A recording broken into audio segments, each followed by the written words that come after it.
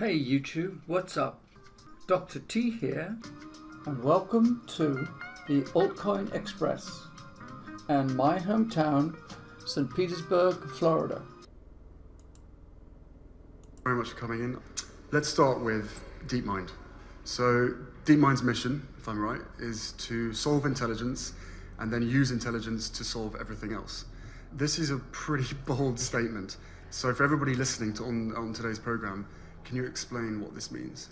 Yeah, it's a very ambitious mission statement, and we've had it from the beginning of the company. And what we mean by solving intelligence is we're trying to create general purpose learning machines. So we're trying to create systems that are capable of learning for themselves how to solve complex problems. And we're kind of inspired by human intelligence and the way the brain works. So the algorithms that we build are neuroscience inspired, and we're trying to sort of mimic some of the ways that the brain solves these complex problems. And what we hope is if we solve intelligence and artificial intelligence in this kind of very general way, we'll be able to apply this technology to a really wide range of domains. Mm-hmm. I'm especially excited about science and medicine, and actually helping human experts in those domains to make bigger breakthroughs more quickly. Okay, but I mean, as I said, to all the listeners back home, AI is quite a scary thing. Especially if you don't know or don't have any understanding about it. Should we be scared? No, of course I spent my whole career working on AI because I think it will be one of the most beneficial technologies ever for humanity, especially in the ways that we'll be able to leverage it to make these advances in science and medicine that I think we desperately need, all the way from things like helping with climate change to solving Alzheimer's. I think there's really complex challenges we have in front of us as a society, and I think one of the things holding us back is the fact that some of these challenges are just so complex now that even the world's best experts spending their whole lives on it are finding it difficult to comprehend that the enormity of the data and the information and the things they need to synthesize to actually find the solutions. So I think artificial intelligence is one possible answer to that kind of challenge, in that incredibly smart tool that we can use to help us on those endeavors. So I think that's the positive side of AI. But as with any powerful technology, it's going to cause a lot of disruption and change, and change can be scary. So I think we have to make sure that we think ahead of time, how to deploy these technologies in an ethical and responsible way that benefits everyone. I think when I last spoke to you, I was slightly unaware of how much AI there is out there already in our day-to-day lives. And I and a lot of other people aren't really aware of it. Can you just give a few examples of what exists already, so to give us that understanding that this isn't something totally alien? Yeah, so what most people don't realize actually is we're using AI all the time in our daily lives. It's just seamlessly integrated into all sorts of things we always use. So all image recognition, things like, recognizing what's in your photos and helping you sort your photo albums, and voice recognition when you speak to your phone, and things like when Netflix recommends you what you should watch next. All of these things are powered by artificial intelligence, and they're just in the background, and it just makes things more usable and more efficient. So that's already happening. And then some examples from what we're doing at DeepMind is, as I said before, we're really excited about applying AI to healthcare, and we've already done a couple of great sort of pilot studies, one with Moorfields, looking at diagnosing sort of diabetic retinopathy, so how your retina being degenerating, and actually helping diagnose that from the retinal scans. And we've also just announced a new partnership with Imperial College and Cancer Research UK to help try and detect breast cancer with machine learning. So to sort of aid and triage with the doctors and the nurses and the radiographers, to the volume of work that they have, they can't really cope with the number of scans and things that they need to diagnose, and sometimes things get missed or left too long. And I think machine learning can help with that. And another example is in the field of energy.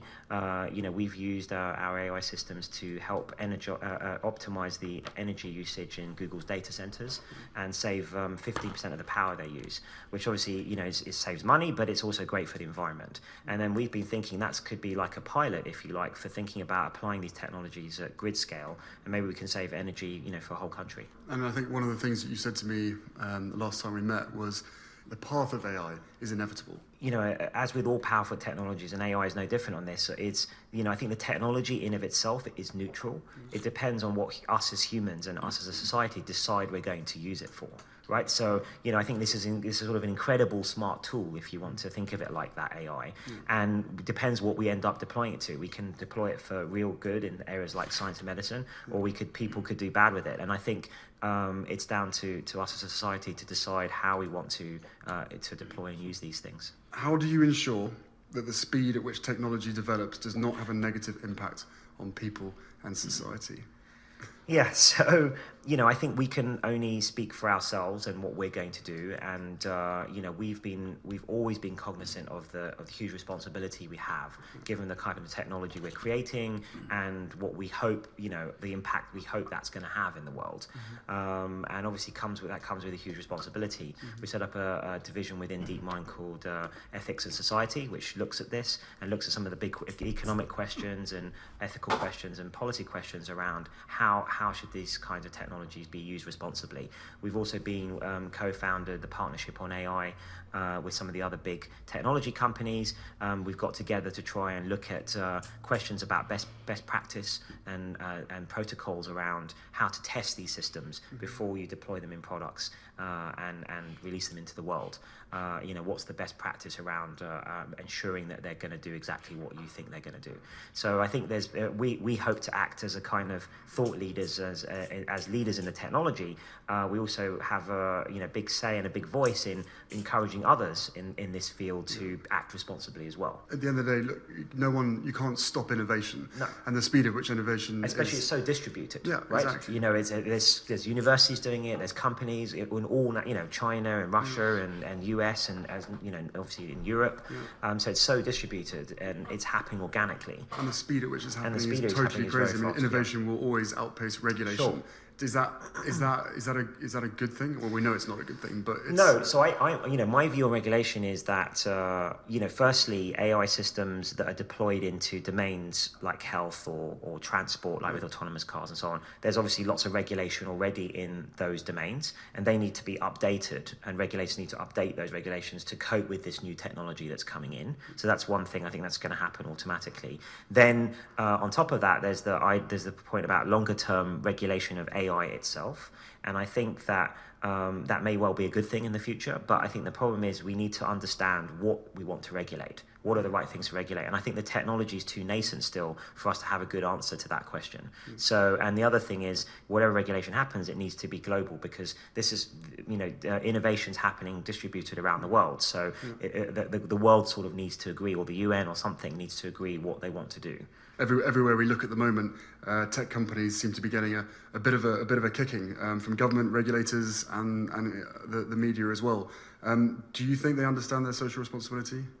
I think they're beginning to, and I think that they maybe should have done earlier. And we're all believers. I'm a huge believer in the power for good of science and technology. I think that's the way civilization advances. I think that's what creates greater wealth for everyone and allows us to afford things like national health service and so on. I think it's important. That's the way humanity has advanced and how we've got to the amazing world we live in now. But I think that people got to realize that technology isn't neutral, and when you create that kind of powerful technology, it's amazing the impact it can have, because it's digital and it's easy to scale. But I think people started realizing that you have to think ahead of time about problems that may collateral problems you didn't necessarily realize when you were starting to make the technology, but you need to think harder about that at the beginning as you're making the technology, not wait till the problems appear and then try and run and catch up. You've decided to keep this world-leading AI company in London. Yeah. How is London faring as a tech capital, and why did you decide to keep it here? So I'm a proud born and bred Londoner, and I love London and Britain, and I think I've always believed that we have top talent here. We have world-leading universities, and it just required, I think, the ambition and the drive to actually really try and create a deep technology company like DeepMind. I think it could, and I always felt it could be done in London. But I was told at the beginning when we were starting starting up that we were crazy and we should go to Silicon Valley, and that's the only place you could build these types of companies. And I think we proved that wrong. And when we got bought by Google, I insisted that we would stay in London and build the research team here. So the core R&D, the really cutting edge stuff right here in London, and Google would invest in that. And in fact, we've grown from 100 people to over 700 now. Researchers and engineers. How many representing how many countries? Yeah, so over 60 nationalities, more than 400 PhDs. So it's really the biggest collection of brain power anywhere in the world on this topic, and it's happening right here in King's Cross. So I'm very proud of that, and I think London as a whole is doing really well on the technical in terms of technology and startups, and long may that continue. It's not just London; it's also all around here and Cambridge, Oxford, and other places as well. So I think we're pretty strong, and I think we need to really double down and build on that strength here in this country. In 2018, what do you think will be the most exciting technological breakthrough that we can all look forward to? Well, in the fields that I think about in AI, I'm really looking forward to actually the first big science breakthrough that couldn't have been done unless you had AI. And I think that may happen in 2018 in the field of like biology or chemistry, somewhere like that. Demis, thank you very much. Cool. Thanks.